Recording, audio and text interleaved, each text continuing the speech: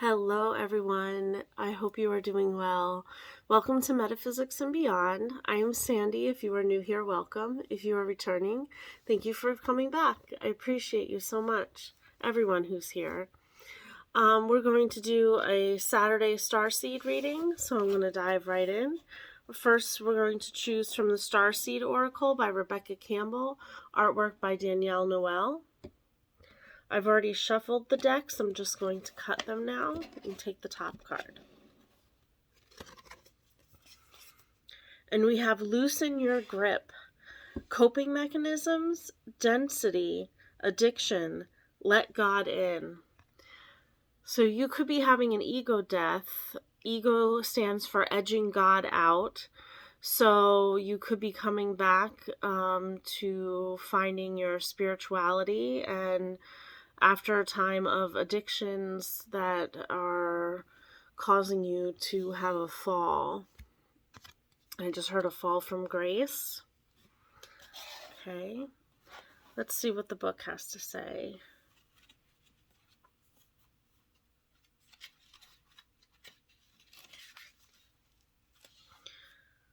We are cyclical beings, and Mother Earth teaches us how to be human every day with the coming and going of the tides and the seasons. If you are clinging to anything, you are resisting the natural flow of who you are. The things we cling to are so often those we most need to let go of. The food, the substances, the relationship, the job, the people-pleasing. The things we cling to often cover up our most vulnerable space, the part we're most afraid to leave empty, the part we guard and don't let grace into. But by keeping that space covered with something that doesn't serve us, or clinging to it for fear of it not staying of its own accord, we prevent ourselves from receiving the things that will. A Course in Miracles tells us, whatever we leave empty, grace will fill. And the Buddha said, you can only lose what you cling to. Indeed, both are true. If this card appears, you're being called to find the courage to loosen your grip and give up control, to release your coping mechanisms and leave space for grace and God to enter, to surrender all that feels dense to the divine. Loosening your grip doesn't mean that what you're clinging to will go away. It may, or it might stay. But you can be sure that what is for you will find you, and you'll breathe easier knowing that you've shifted from relying on your own strength to surrendering to the grace of life. Starseed Soul Inquiry. What are you clinging to for fear of nothing coming to take its place? Put your answers in the comments below. Next up, we have The Healing Waters by Rebecca Campbell, artwork by Katie Louise.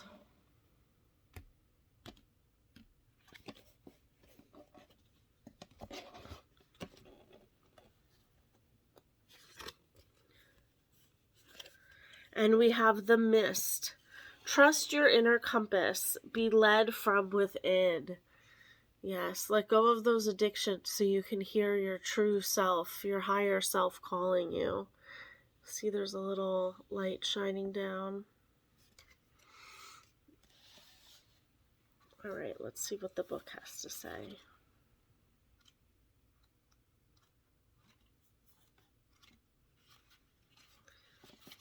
Here we go. Intuition is pointless unless we act on it. But it rarely makes logical sense, which is why it takes faith to trust it and courage to act on it. But when we do gather up the will to act on our intuition, each and every day we'll find ourselves living a truly blessed, deeply aligned life that's led from within. I call it living a soul-led life. There's a golden thread before you, calling you towards it, beckoning you forth. You're being called to trust the inner compass and be led from within. Mist and fog form when it's extremely humid and water vapor condenses to form droplets that hang in the air. When mist or fog set in, it's as if everything's hanging in a state of mystery. When we're walking in mist, we make sure we're facing the right way, slow down, and enter a state of trust. Following our intuition is similar to that. While you may not know every step along the way or the exact destination, you're called to trust your inner compass, to trust that the path will appear before you and for you. Like Dorothy in The Wizard of Oz, following the yellow brick road, we're all being led home to ourselves and our soul's path. It just requires us to consistently trust the guidance system within. Soul inquiry. What's your intuition calling you to do right now? Put it in the comments below. I'd love to know.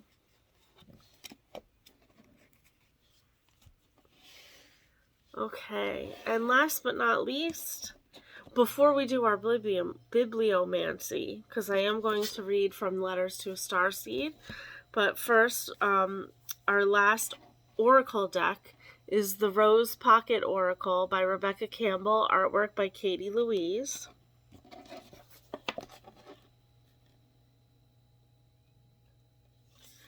And we have the Rose Garden, innocence, forgiveness, self-kindness. Yes, forgiveness is a big piece. Ho'oponopono is a great prayer to listen to help you with forgiveness. It's beautiful. A Hawaiian prayer, so I would suggest listening to that. Ho'oponopono, H-O''Apono. Just like it sounds. All right, let's look up the Rose Garden.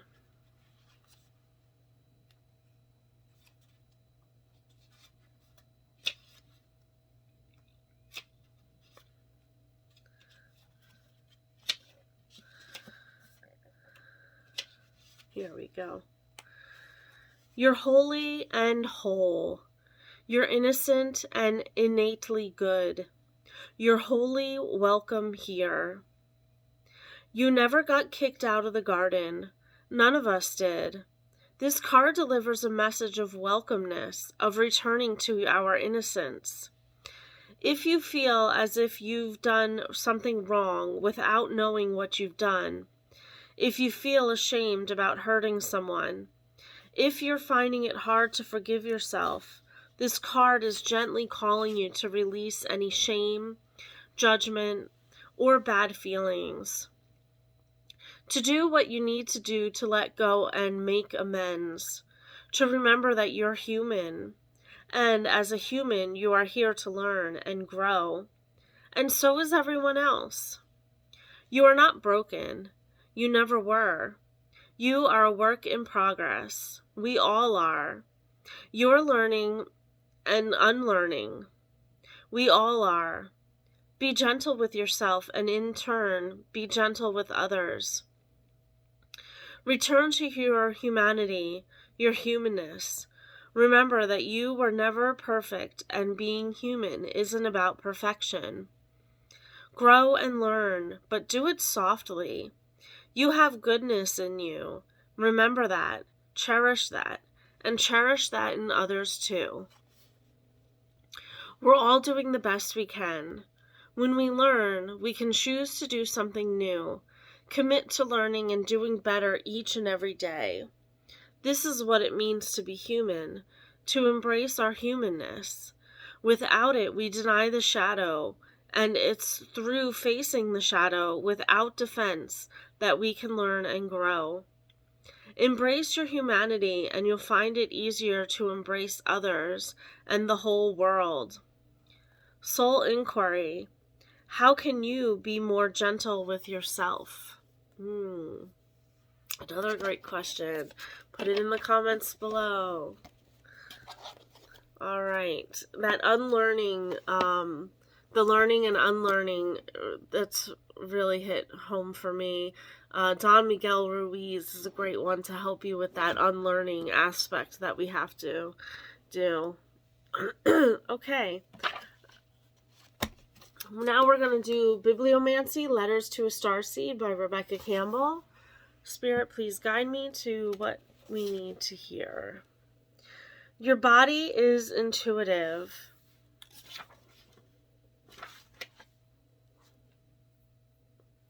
Intuition isn't a fluffy, lightweight thing. It's much more grounded than that and is communicated through the physical body. We are all intuitive, and it's through our physical senses that we receive our intuition. My body, your body, our bodies are intuitive. Without them, we're not intuitive at all. Your clairvoyance is your body. Your clairsentience is your body. Your claircognizance is your body. Your clairaudience is your body. The more grounded and incarnated our soul is in our body, the more we're able to discern our intuitive senses. When I was in my 20s, my intuitive teacher, Sonia Choquette, taught me that intuition is pointless unless you act on it. And my creative mentors drilled this same teaching into me when it came to ideas and creativity, which I believe come from the same place as intuition. The more you work with your intuition and your body, the more heightened each of these senses will become. The more grounded in your body you get, the further your light can reach, and the clearer your intuitive senses will become. Your primary intuitive senses. For those who are new to intuitive senses of the body, here is a brief overview of the main ones. In my experience, we tend to have a primary intuitive sense, but it's also important to know that we have access to all these senses and can work on strengthening every one. Okay, so I'm going to read all the clairs for you. So this is going to be a little long. Clairvoyance, which is clear seeing. This is the most common intuitive sense. Generally, our clairvoyance will manifest when we can see through our mind's eye or through visions.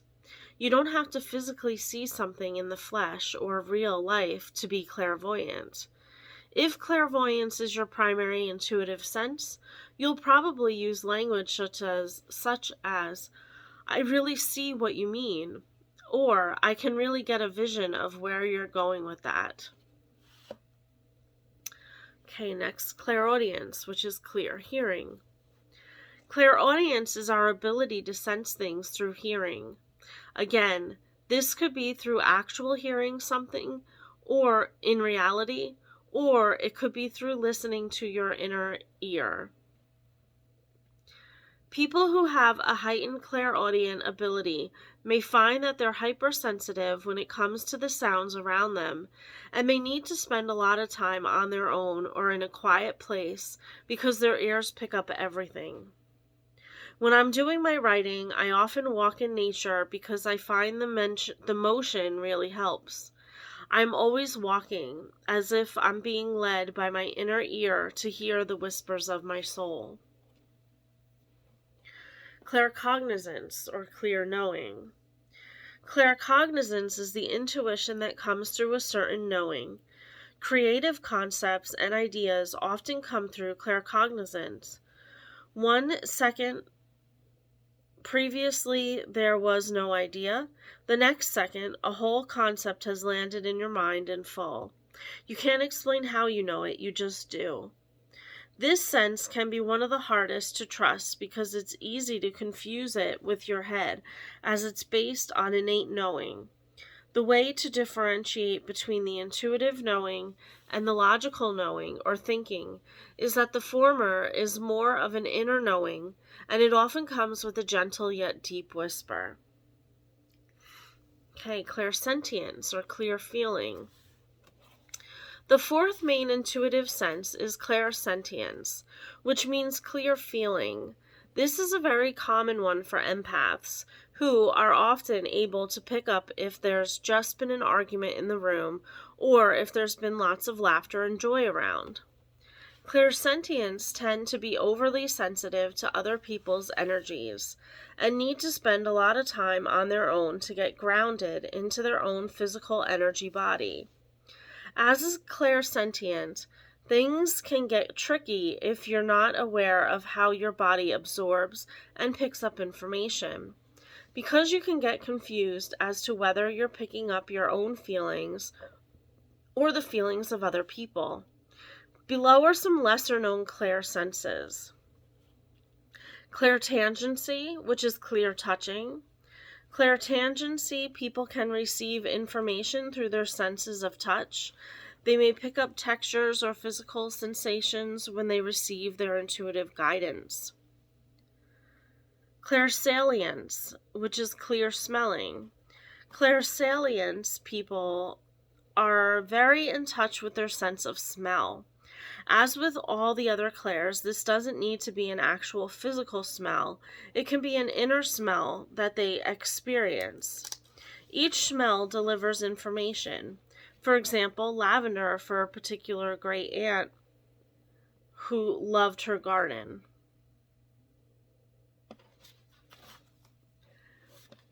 Okay, and then we have clairgustance, which is clear tasting.